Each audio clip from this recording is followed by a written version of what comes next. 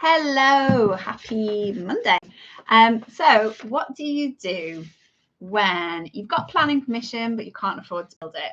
That is what we're going to be talking about today, as well as answering some Q&A, some questions that I've found and received, and I'm going to be answering them live here today. If you are watching either live or on the replay, then please do comment and let me know if you have any questions that you'd like an expert architect's input or advice on. Then ask your questions in the comments and I will be picking them up and I will use them to answer in future versions of this. This is my live show. This is Join Architect Jane. I am live every Monday and I have been doing this previously on Facebook. So this is the first time on live on YouTube.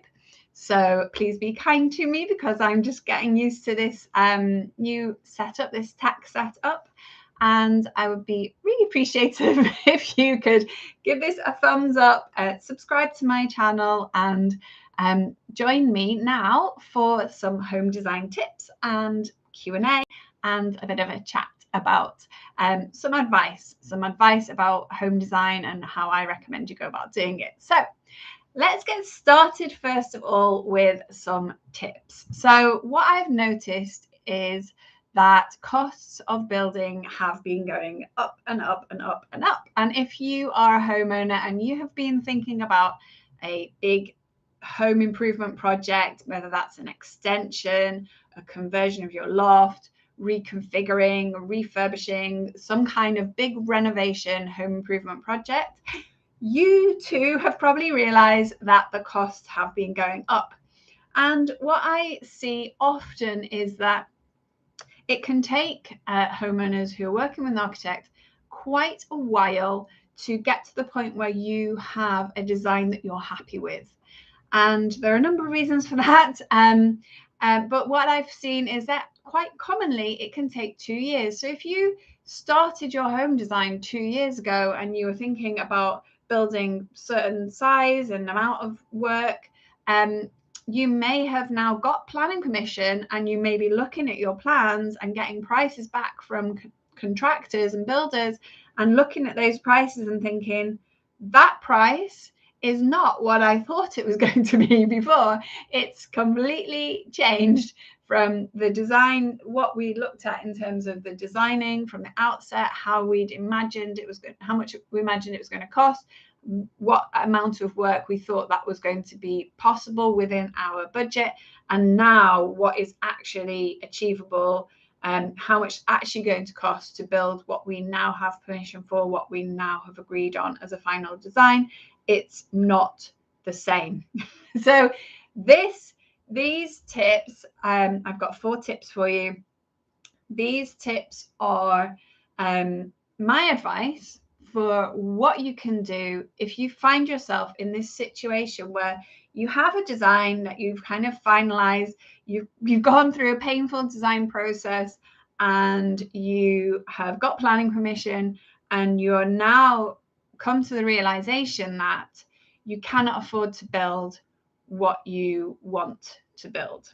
And this design, this planning approval that you have is kind of worthless because you're not able to build it.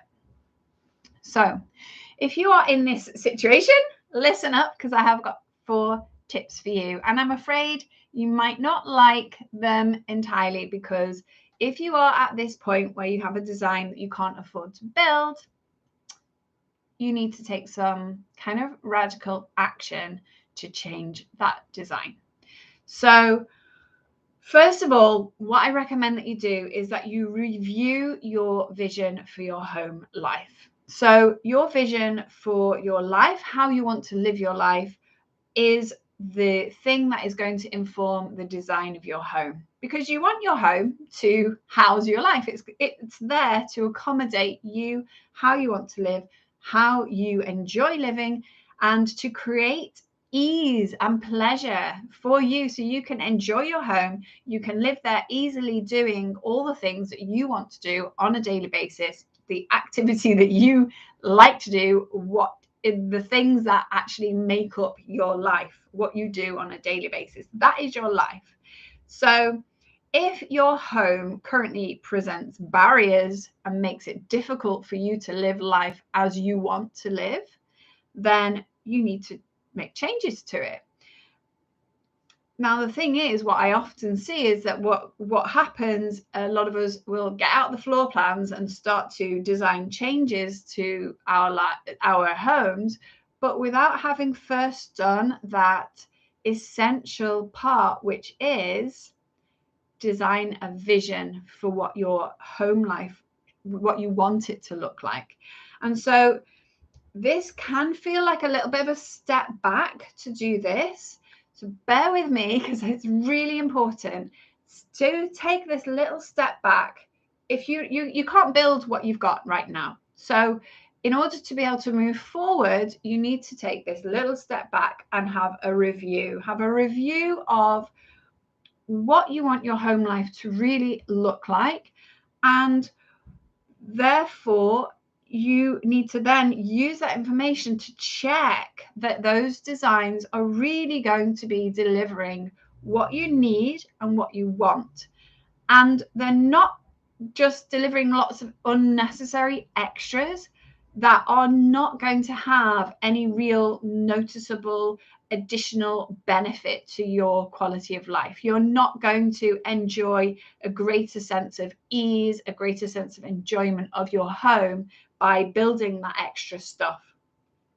And that's where you can start to identify, what do you actually need to do so that your home is a place where you can live with ease and enjoyment, and what is the stuff that is just not necessary, it's going to cost you more, it's just not worth you spending money on. That is what you need to get to that position where you can see clearly what's worth building for you and what's not worth building for you. And that's where you can then start to make alterations, carve off, remove the bits of work to your home that is actually not going to give you much value. Because if you're going to be spending money on improving your home, you want to get a return on that investment. That's an investment, and you may not be thinking about a return on investment in terms of selling it and being able to recoup that money, although that may be a consideration as well. But what you may be considering is, well, am I going to recoup that investment in terms of enjoying my home more, an equivalent amount? And if that's not the case, then you can just omit that work, scrap those bits of work, and save that money so that you can reduce the amounts of work that is needed to your home in order to deliver what you really need, deliver the value for you. So that's the first thing. Review your vision for your home life. And you can get a free copy of my Design Your Home Vision checklist, which will take you through the 5-step Eagle method, which is what I use with my homeowner clients to help them to that's the very first thing I do with my homeowner clients. We first of all create this vision for their life so that the designs that we are creating together are going to be delivering an easier life, a more enjoyable life, and absolutely give value for the work that they're having done. So that's number one, review your vision for your home life. Number two is maximize the space that you already have and minimize the amount of new build space that you add to your home. Because here's the thing, you don't have to build a lot more space to create more space that you can enjoy using. And what I often find when I look at my clients' homes with them, and we've reviewed how they want to live their life, and we've reviewed what their home is like and where that creates a barrier to them enjoying an easier life, or prevents them from just enjoying their life full stop.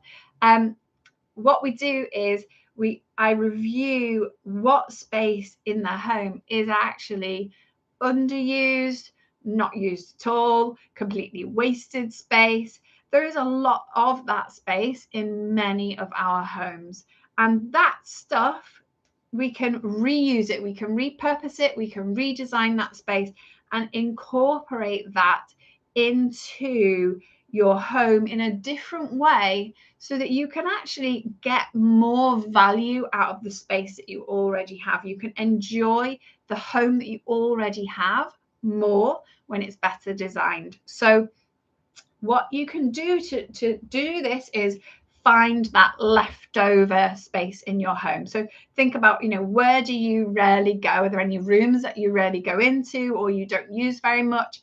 Is there some like excessive amounts of circulation space? I often find homes which have been designed with huge amounts of circulation space, and when we incorporate that circulation space into the rooms so that you don't have that, you have a slightly more open plan design that incorporates circulation space within the room spaces. Sometimes this works and sometimes it doesn't. It very depends on the situation, but sometimes you can. There's a lot of noise outside. I don't know what's going on. I hope it's not disturbing you. If you can incorporate that underused space, that wasted space, that excessive circulation space, and incorporate that into usable space, then you can have that space to enjoy. Also, space that kind of maybe just houses a lot of junk that you perhaps don't use or don't use very often. This is where if you can have a bit of a clear out, get rid of stuff that's just clogging up space, stuff that you don't really need, love, don't like that much, don't use that much. Clear that out, and then that space can be incorporated into your home in different ways and used in different ways where you can really benefit more from it. Are there any rooms that you have that are much bigger than you need them to be for the purpose that you use them for? Like if you could half the size of that room and add that space onto another room, and it would still work perfectly well for you for what you want to do in that space. This is another possible approach. So all this space can be redesigned. It's not difficult to do that. It's much less costly to reuse the space that you already have built, reconfigure it, make it work within the home that you have first before adding on extra space, and then just add on the extra space where you need it as much as you need it, rather than necessarily needing to add a huge amount of new space and ignoring the existing space that you have that maybe doesn't work so well. So that's tip number 2, maximize the space that you already have and minimize the amount of new build space. Tip number 3, my notes slipping down here. Tip number 3 is to minimize the structural alterations that you make to the space. Now, this is, again, it is not always going to help you. It depends on the situation, it depends on the design, it depends on the layout. There's lots of things that every case is different. But these are my 4 tips that you can do to improve your home and reduce the cost, reduce the scope, reduce the amount of building work and the cost of the building work. And this one is minimize the structural alterations. So where you can, make use of the existing structural openings that you already have. You may be able to use the existing structural support and make it higher, so that you're kind of reusing this concrete lintel or the steel beam. You could possibly move it up higher, but rather than actually creating bigger, broader openings between spaces or between currently internal space and new build space, if you can maximize the use of the structural openings that you already have, that's going to cost you less to connect those spaces than if you're having to make much bigger, completely new structural alterations. So minimizing the structural alterations and maximizing the use of the ones you already have.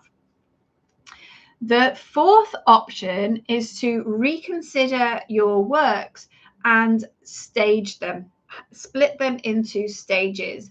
Now, this is something that I have a lot of experience of because I used to design new schools.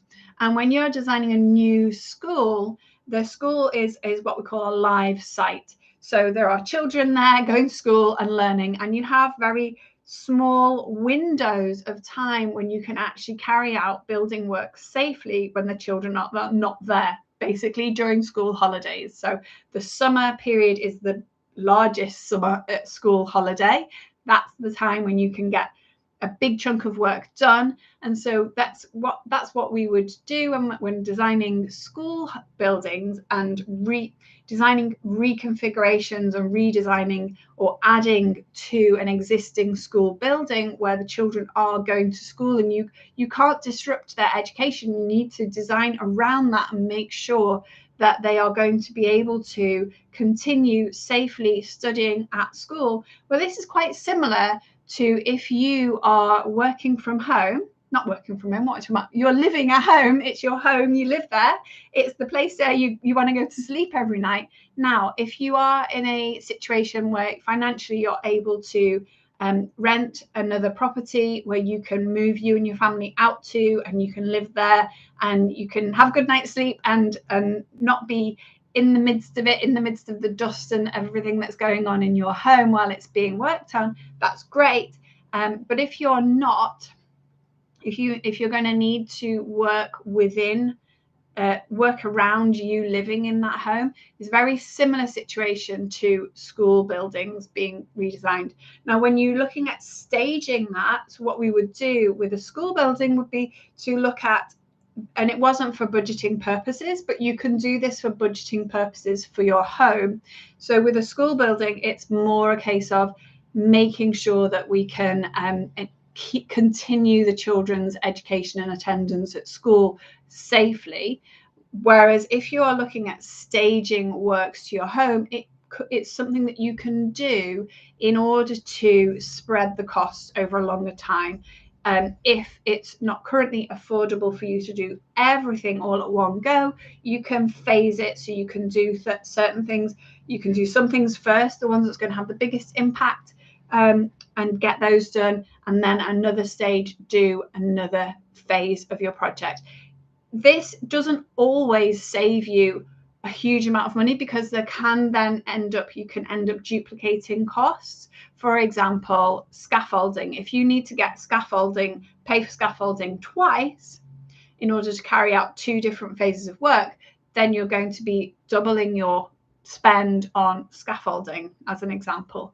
However, if that phasing means that you're spreading out the cost over a period of time, maybe 5, 10, 15 years, if this is your forever home and you're planning to live there 20, 30, 40 years or more, then this may be a way that you can achieve the end result that you want to achieve, still making use of the planning permission that you have, but being able to do it in a way that you can afford to do it. So staging the process is the other way.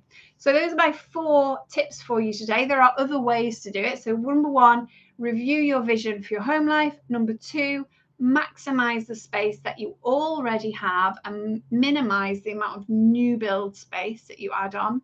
Number 3, minimize the amount of structural alterations. And number 4, carry out the works in a staged approach in phases that you are able to afford. There are other things that you can do to reconfigure, redesign. But what I would say is if you are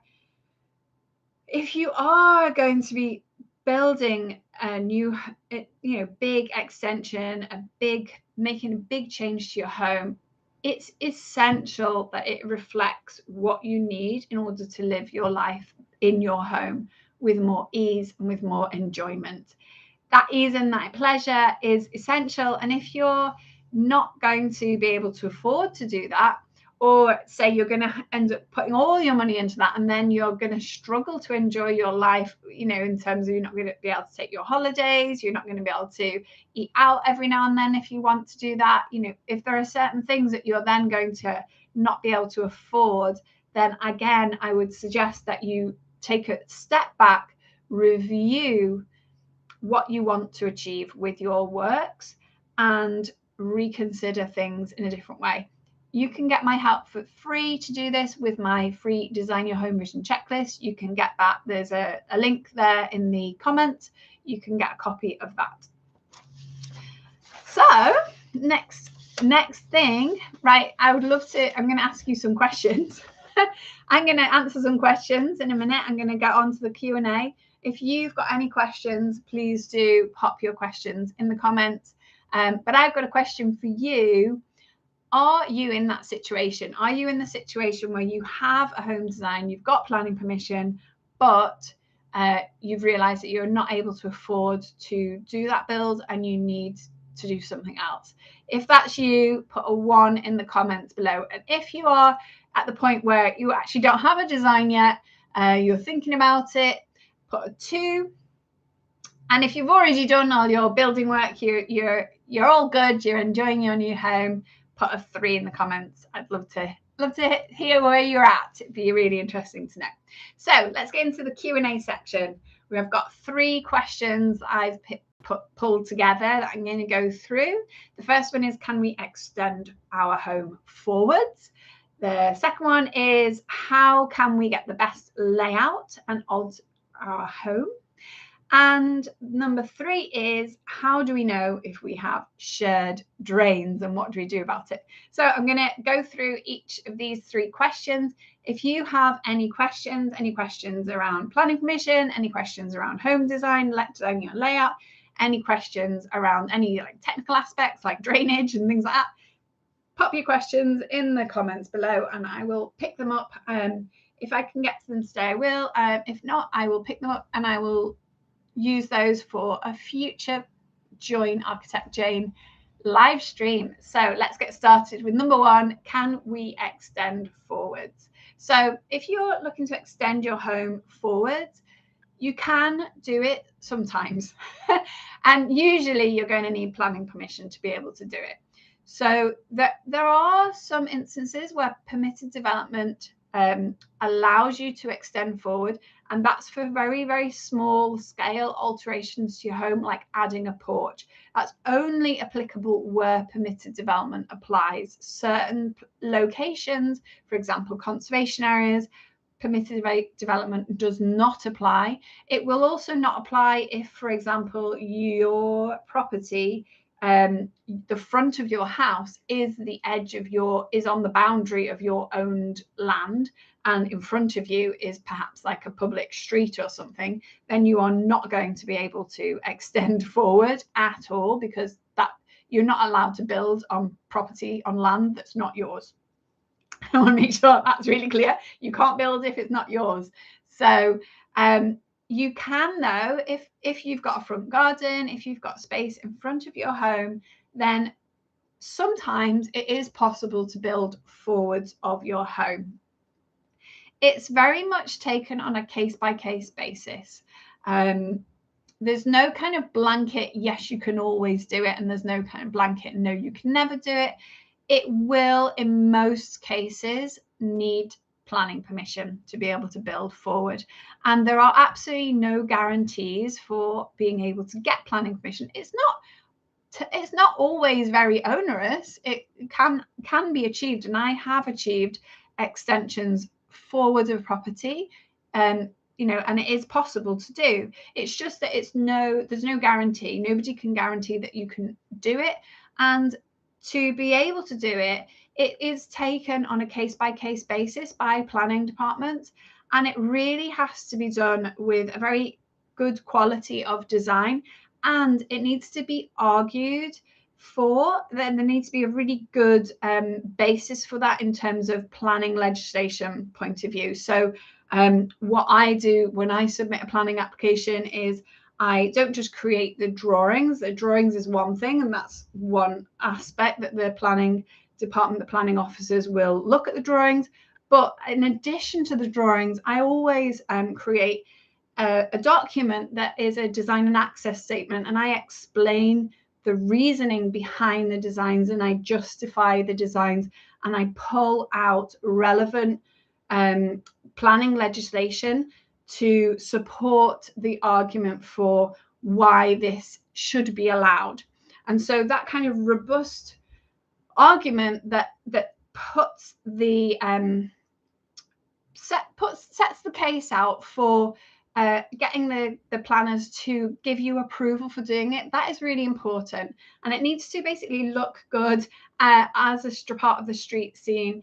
And it's very much taken on this case-by-case basis. And because of that, because it is a little bit more complex, it does need a bit more of a stronger approach.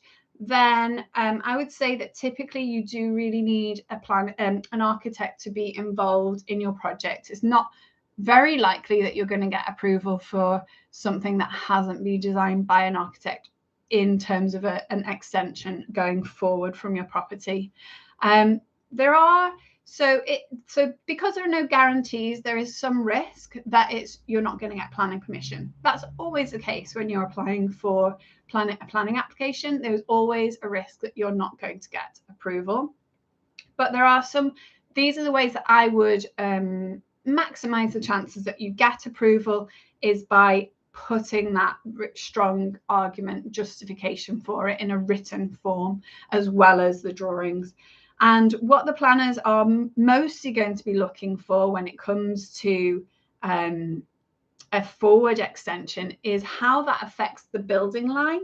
So the building line is the line that goes across, is like the common line that is the front of the property that goes along your street. Now, quite often you will have some houses that are set back behind the common property line. And if your house is one of those houses that's set back, you're going to have much more scope for potentially being able to extend forward and bringing the front of your house forward in line with the other properties. You're going to have a stronger case in that situation to be able to do that. Not always. There are other things. It's all contextual. So it's all dependent on the street scene, on the reasonings behind the street scene. If there is some kind of special view, like, for example, maybe you're next door to a listed building, that can affect it. I've had property where we've extended forward and the conservation area officers wanted us to extend forward because of a neighbouring listed building, because they felt like extending forward was going to be more sympathetic to that adjacent listed building. And so they were actually supportive of us extending forwards. So there are lots of different ways to look at extending forwards. It very much depends on the building line, on your street, what you are next to, the context that you're in, the street scene, how it all looks. There are lots of different things to take into account, but it mostly comes down to good quality design and an argument, a justification for the design that is supported by planning legislation.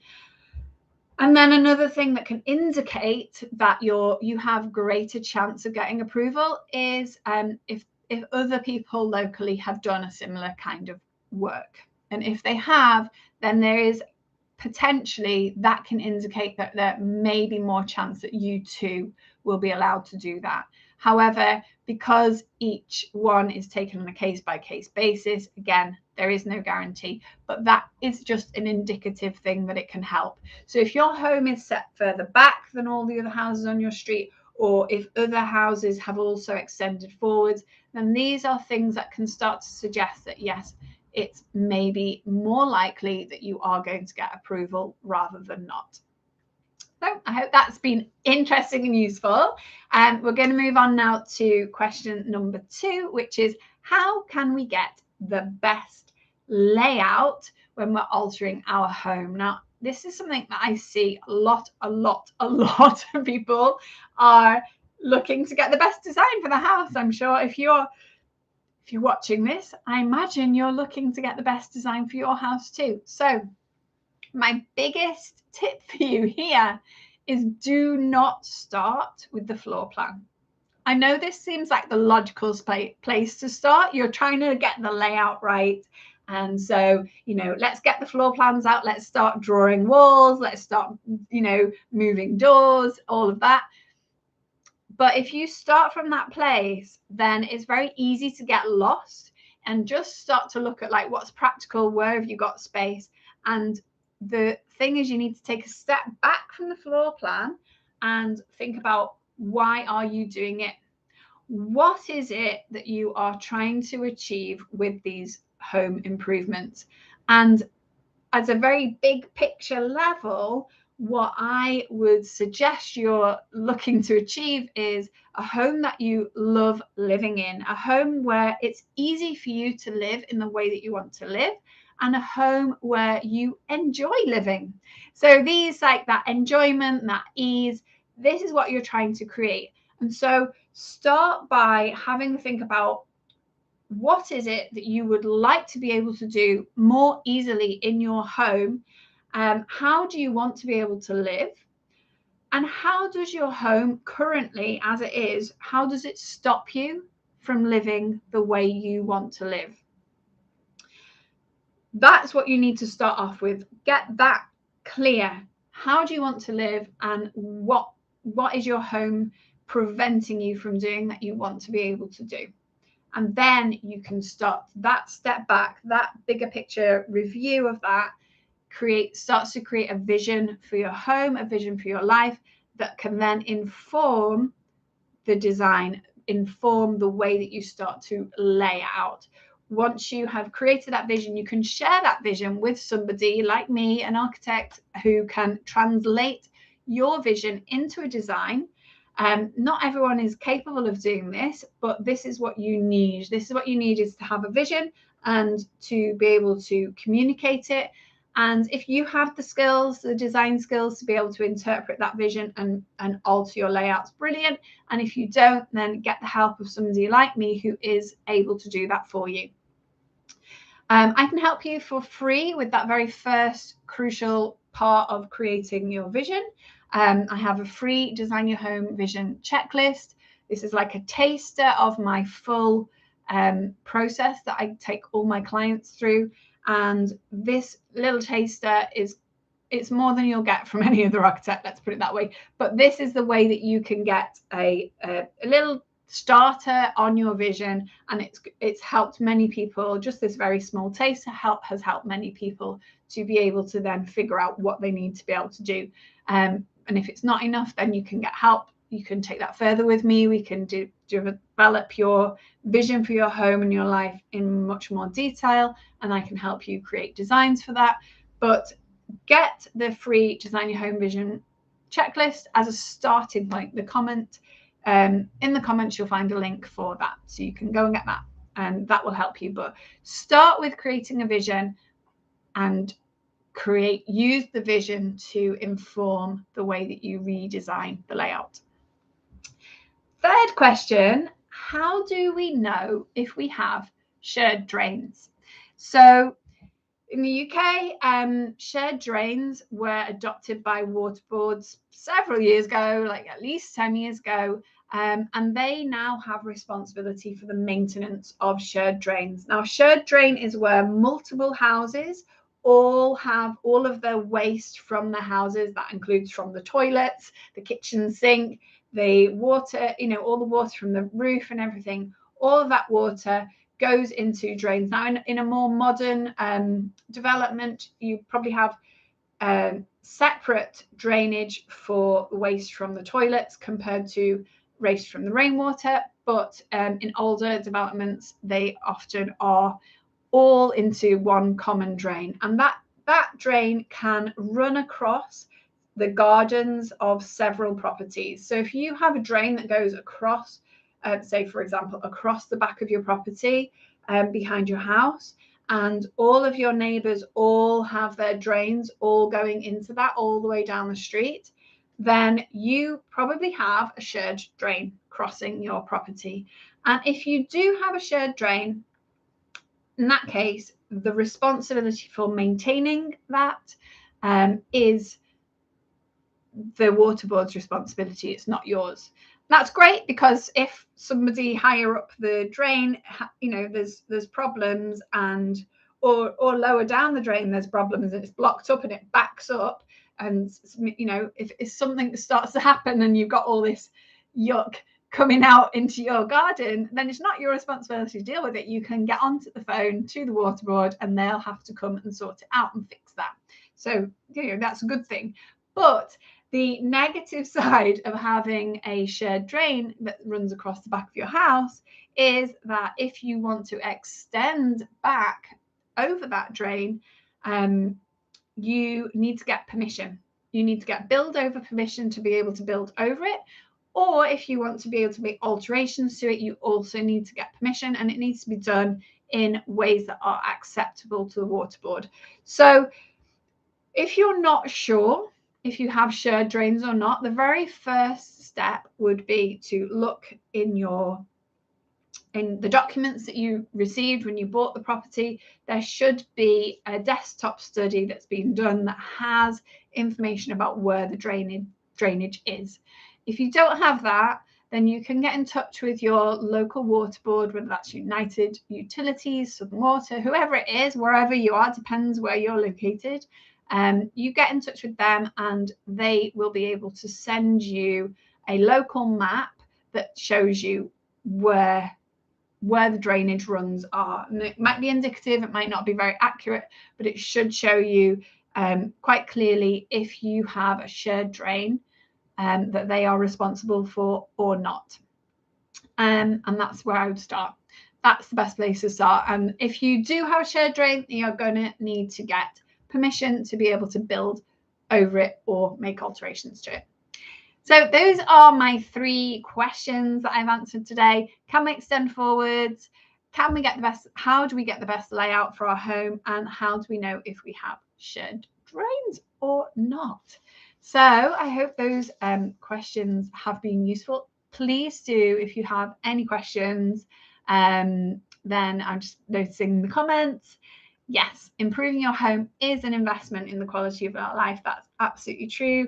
And this is, I think, it's key. I mean, it's a financial investment, yes. And if you're looking to sell your property, then, you will want to recoup that money as much as you can.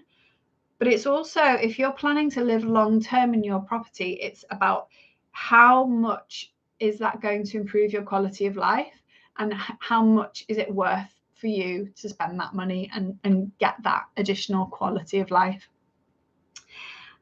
I finish these sessions. We're not done yet. Don't go away. I've got one more thing I'm going to discuss with you, and this is the topic for today. And I've mentioned a few times in this live about my Design Your Home Vision checklist, which is is an introduction to the Eagle method. The Eagle method is the visioning framework that I use to guide my clients to create a vision for their home and their life that is going to then inform the design of their home.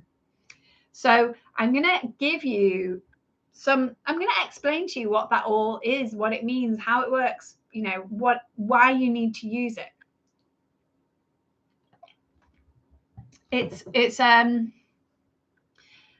It's basically, it's a 5-step method. So it's the Eagle method, EAGLE, Eagle.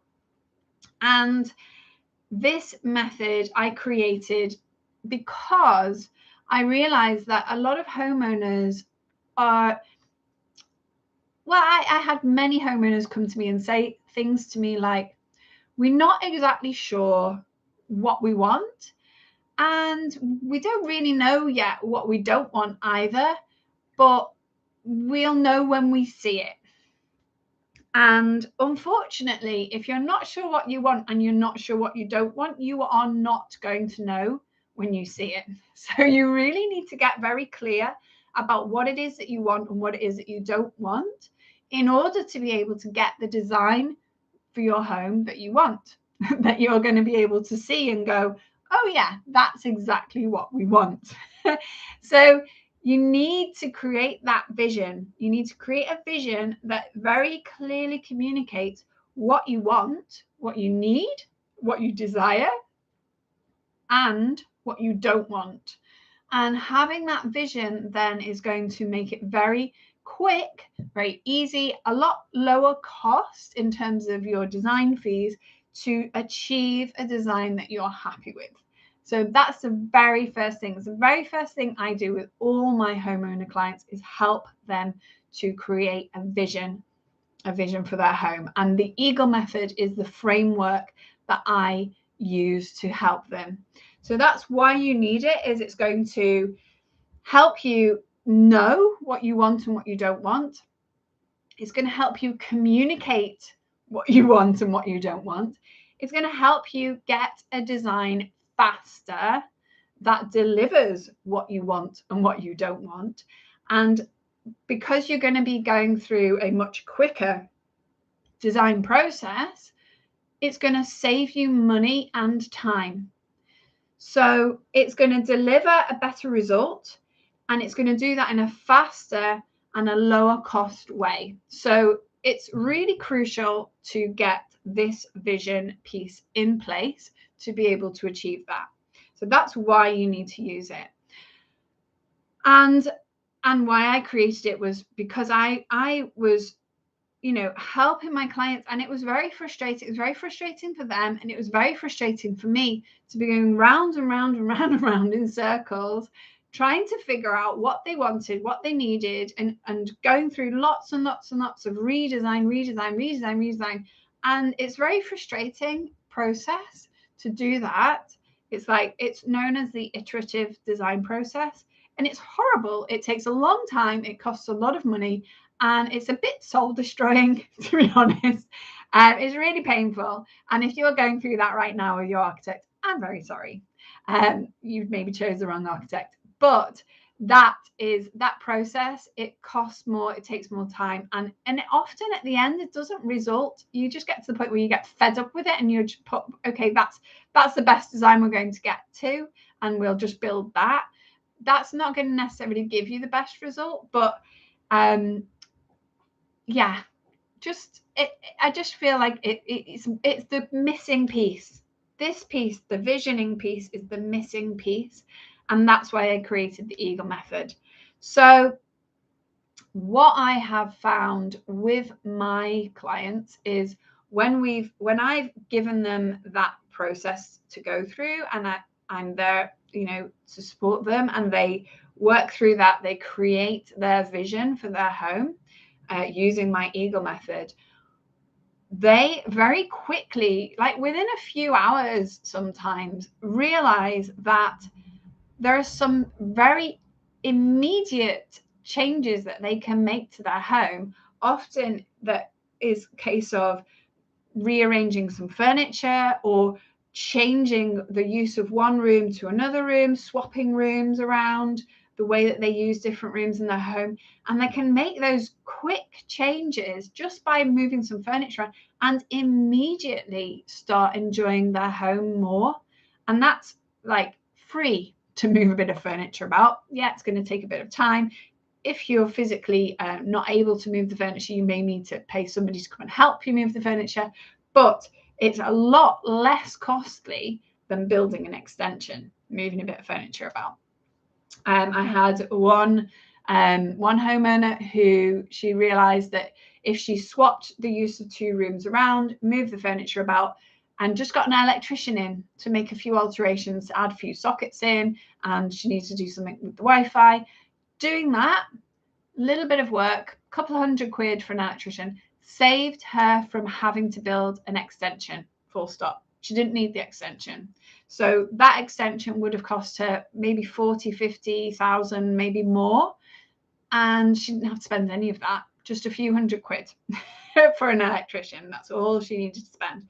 And obviously her and her husband were very, very happy with that, saving them tens of thousands of pounds. So that's what this Eagle method visioning process can do for you. Now, what the Eagle method is, it's this 5-step method. I'm going to tell you what each of the steps stands for. The first one is evaluate your existing home. So once you really, you go through a process of looking at your home, what you love about it, what you loathe about it, what's right about it for you. Assess your lifestyle. So what are you able to do at home easily? What are you not able to do at home easily? Where are sort of your daily struggles and frustrations with your living your life at home? What are the barriers that your home presents in terms of you being able to live life as you wish to? So that assess your lifestyle is really crucial to be able to pinpoint those things that you need to change. Gather information. Having the right information at the right time and having as much information as you can together at the very outset of your project can save you so much time, effort, money. So, help inform your project, what you design. For example, things like identifying where asbestos is can really inform what you do to your home. You can leave asbestos safely in place, but if you know where it is, you can then make alterations to your home in different ways that leave it in place, that then, or you know where it is and you can find out what the cost of removing that asbestos is, and you can plan that cost into your budget and know and incorporate that. And so you know if is it worth making alterations to that and removing the asbestos or not. But having that information early on is going to really help inform your decision making, help make sure that you get the result that you want to have at the end. So that's gather information. The L of the Eagle method is listen to your heart. Now, this seems like like it's not the practical bit. People who are very practical minded can find this a little bit tricky. But it's actually like, what do you really, really desire? What do you want from your home?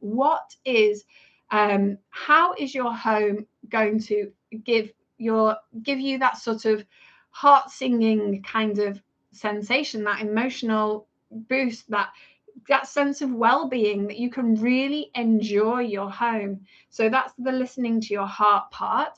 And the final E is emphasize your priority. Knowing what is the most important thing for you. Is it the cost of the project? Is it the time scale of the project? Is it the quality of the build and the outcome and the quality of life? Which is your priority? And having that and using that information to then make the decisions. So all of those 5 steps will create this very clear vision for what you want to achieve, how you want to go about achieving it, so that not only is the result right for you, but the process to get to the result is right for you as well. So this 5-step Eagle method, it can help you save tens of thousands, it can help you save time, and it can help you save your energy and frustration, relieve a lot of pain from the whole process, and result in actually getting what you want at the end of it. You can get a copy of my free Design Your Home Vision checklist that takes you through some very small, quick, simple exercises that you can apply within the Eagle method. It is just a taster of the method, but it gives you a really powerful introduction that has just in itself helped many, many people make a first start from the project. So get yourself a copy of that. The link for that is in the comments below. And I really hope that this has been a useful live stream. Please do, if you have any questions, whether you're watching live now or if you're watching on the replay, please do comment below. Ask your questions. I pick up questions from all of my YouTube channel videos, and I use these questions to answer in this live session. So this live is every Monday lunchtime. I'm here live and I will be giving you tips. I will be answering your questions and I will be giving you advice. So please do come and join me every Monday. You can watch the replay if you're not able to join me live. Comment if you have any questions and I will get back to you. I will respond to your comments in there, and I will pick them up and I will use them within these lives to answer them more fully. Okay, that's me for today. I've been such a joy to spend this time with you, and thank you very much for joining me. I'll see you again next week. And now I just need to figure out how to end the stream. It's a button down here. Okay, bye for now.